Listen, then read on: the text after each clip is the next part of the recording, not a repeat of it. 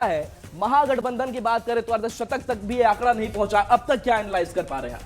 मुझे लगता है कि अगर हम लोग 2010 के चुनाव को देखें और उसके बाद से हम लोग 2025 के चुनाव की बात कर रहे हैं, 2010 के बिल्कुल बराबर तो नहीं, लेकिन जो है सो उसी जैसा स्पेक्युलर ये पूरा का पूरा चुनाव है। ऑडियो में थोड़ी दिक्कत हो रही है जी। मुझे ये लगता है कि अगर ये रुझान जो अब धीरे धीरे जो है सो जीत में कन्वर्ट होंगे, अगर वो ये है तो बताता है कि 2005 में नीतीश कुमार ने बिहार की कमान संभाली थी और बीच के एक साल को अगर छोड़ दें तो लगातार वो मुख्यमंत्री की कुर्सी पर बैठे रहे।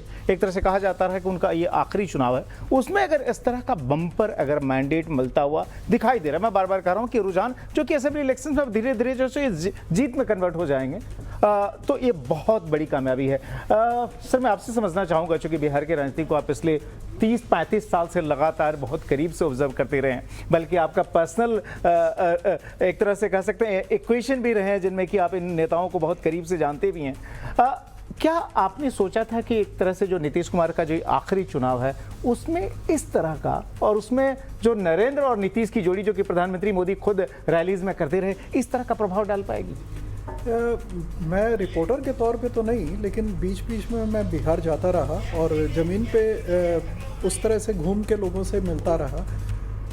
नीतीश जी के लिए जो एक सिंपैथी थी वो हमने बहुत इस बार ज़बरदस्त देखी। वो लोगों के आंखों में एक ऐसा था कि जैसे एक तरह से ट्रस्ट था और कहीं ना कहीं एक पे बैक वाला, समाज का जो पे बैक का एक होता है ना, वो हमें दिखाई दिया। तो हमें ये लगता था कि सिंपैथी होगी और शायद अच्छे ढंग से हो, लेकिन उसका रूप 2010 का होगा ये हमें अंदाज नहीं था।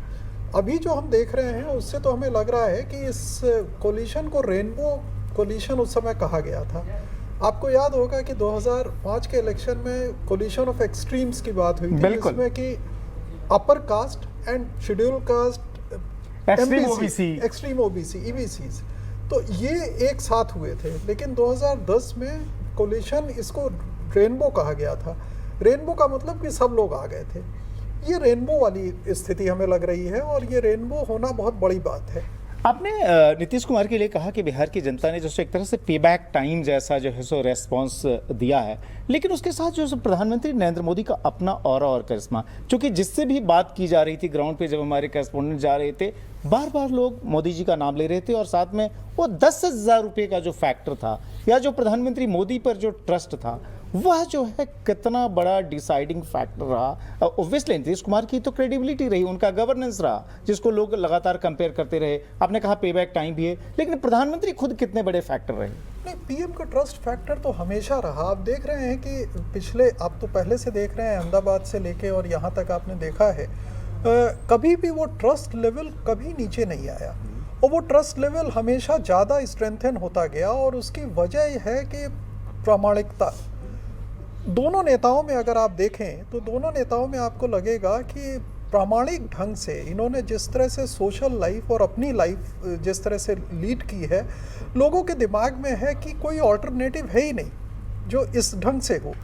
तो हमें साफ लगता है कि ये एक तरह से लोगों को ये लगा। एक हम आपको किस्सा बताते हैं, 2005 के बाद की बात है। नीतीश जी ने मुझसे कहा था कि व्याकरण, राजनीतिक व्याकरण चेंज हो गया है, ये लौट के वापस नहीं जा सकता है। दिक्कत ये हो गई है कि अपोजिशन एक टाइम वॉर्प जो होता है उसमें फंस के रह गया है। वो व्याकरण 2005 से पहले का इस्तेमाल कर रहा है, जबकि जनता उस पर जाना ही नहीं चाहती है और वो नया व्याकरण अभी तक इन्होंने लिया ही नहीं है। तो यहाँ पर एक बड़ा महत्वपूर्ण सवाल हो जाता है कि अभी तक जो ये देखा गया था कि बिहार की राजनीति में अगर पिछला चुनाव छोड़ दें तो जो है, चूँकि उसमें एलजेपी ने जेडीयू की काफ़ी सीटें खराब करी और बीजेपी और जेडीयू का जो गठबंधन रहा उसमें बीजेपी लीड पार्टी बनी, लेकिन उसके पहले तक जो है सो बीजेपी कम सीटों पर चुनाव लड़ती थी, जेडीयू उससे ज़्यादा सीटें पाती थी। लेकिन अब पिछले 2 चुनाव, मतलब पिछली बार का चुनाव और इस बार का चुनाव, अगर ये ट्रेंड रिजल्ट में कन्वर्ट हो जाता है तो बीजेपी जो है अब बड़े भाई की भूमिका में वहाँ आ गई है। और अगर ये कहा जा रहा है कि नीतीश बाबू का एक तरह से आखिरी चुनाव है, इसलिए भी इतनी अधिक सिंपैथी थी, तो इसके बाद अब बीजेपी की राजनीति को कितना आगे बढ़ते हुए देखते हैं? क्या बीजेपी कब उस समय इमेजिन कर पाए जब वो अपने बूते पे सरकार बना पाएगी बिहार में? अभी तो ये स्थिति नहीं है। अभी तो आपको किसी न किसी तरह से एक ऐसी पार्टी का जो समाजवादी पृष्ठभूमि से हो उसका सहारा लेना होगा। उसकी वजह है कि कास्ट कॉन्शसनेस वहाँ ज़्यादा है और बैकवर्ड जो पार्टी है, क्योंकि आप अगर किसी भी रूप में देखें तो जेडीयू को आइडेंटिफाई किया जाता है ईबीसीज़ के साथ, ईबीसीज़ और कुर्मीज़ के साथ। सोशलिस्ट बैकग्राउंड होने की वजह से कुछ सेक्युलर वोट भी उनके साथ रहता है, लेकिन बाय एंड लार्ज आपको कहीं ना कहीं से ये सपोर्ट बेस लेना ही पड़ेगा।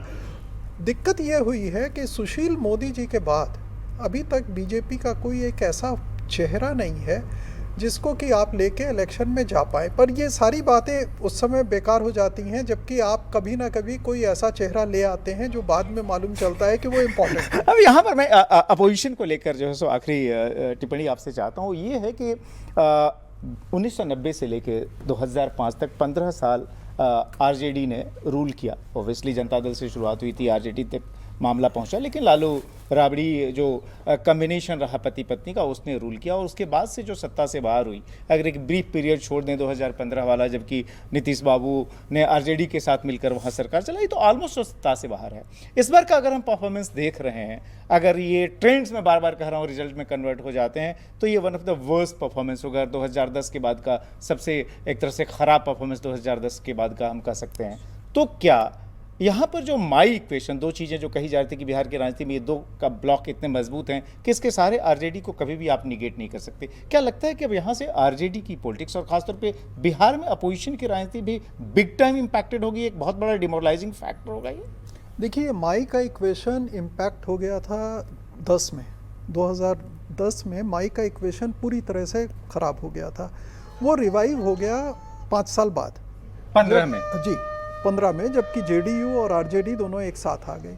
तो माई को लीज ऑफ लाइफ तो जेडीयू ने दी थी, अदरवाइज माई 5 साल पहले ही ख़त्म हो चुका था।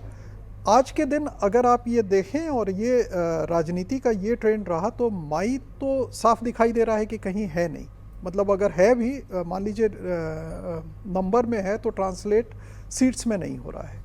तो इसमें कोई शक नहीं है कि ये इक्वेशन अगर ये अपनी पॉलिटिक्स को चेंज नहीं करेंगे, राजनीति का नया ईडीएम और नया एक स्कोप नहीं ढूंढेंगे, तो इनके लिए मुश्किल हो जाएगी। तो फिर प्रशांत किशोर जैसे लोगों के बारे में आप क्या देखते हैं, जो कि चुनाव रणनीतिकार तो बहुत बड़े रहे, लेकिन उनके बारे में कहा जा रहा है कि जितने मिनट उन्होंने एयर टाइम लिया शायद उतने वोट भी जो है सो कुल मिला जुला कर जो है वो नहीं जुटा पाए।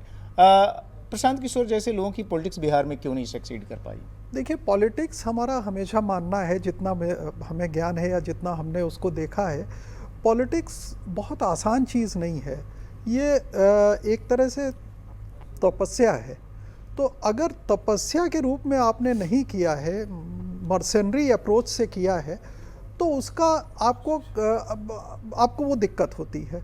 प्रशांत किशोर ने सारी राइट नॉइजेस की। अगर आप देखें तो उनकी जो लैंग्वेज थी, उनकी जो इडियम्स थे, वो बिल्कुल ठीक थे, लेकिन कहीं ना कहीं जो उनका पास था वो उनको एक विश्वसनीय ऑल्टरनेटिव के रूप में नहीं आने दे रहा था, क्योंकि वो एक अप्रोच उनका ऐसा था कि वो स्ट्रेटजिस्ट थे।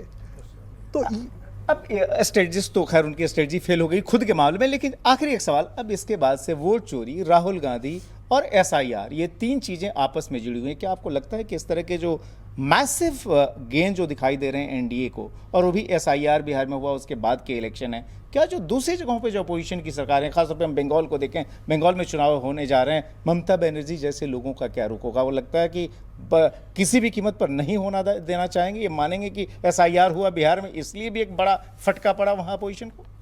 नहीं, एसआईआर से अगर कोई, अच्छा एसआईआर में बाद में तो सब ठीक ही हो गया था, तो इसलिए इन बातों का कोई मतलब नहीं होगा। इन बातों का सिर्फ ये होगा कि आप एक शोर मचा लें और किसी को जीत, डिनायल के मोड में आप रहें, इससे ज़्यादा कोई असर नहीं होगा। हमें नहीं लगता है कि इसका बहुत फ़र्क पड़ेगा। इंडिया या भारत में जिस तरह का सिस्टम है, उसमें आप वोट चोरी का आरोप लगा के किसी पे ये नहीं कह सकते कि वो इलेक्शन जीत गया। वोट चोरी का आरोप लगाकर आप ये नहीं कह सकते कि कोई इलेक्शन जीत गया, क्योंकि जिस तरह की ये ट्रेंड है जो कि धीरे धीरे अब नतीजों में कन्वर्ट होंगे, उसमें जो है इस तरह की किसी भी इक्वेशन के लिए कोई गुंजाइश नहीं रहती। और सबसे बड़ी बात है जो कि प्रधानमंत्री ने इस समय इस बार के कैंपेन को खुद फ्रंट से लीड किया और उन्होंने जो नरेंद्र और नीतीश की जोड़ी को खुद बार बार उछाला। 2020 के मुकाबले ज़्यादा एनडीए इंटैक्ट रहा।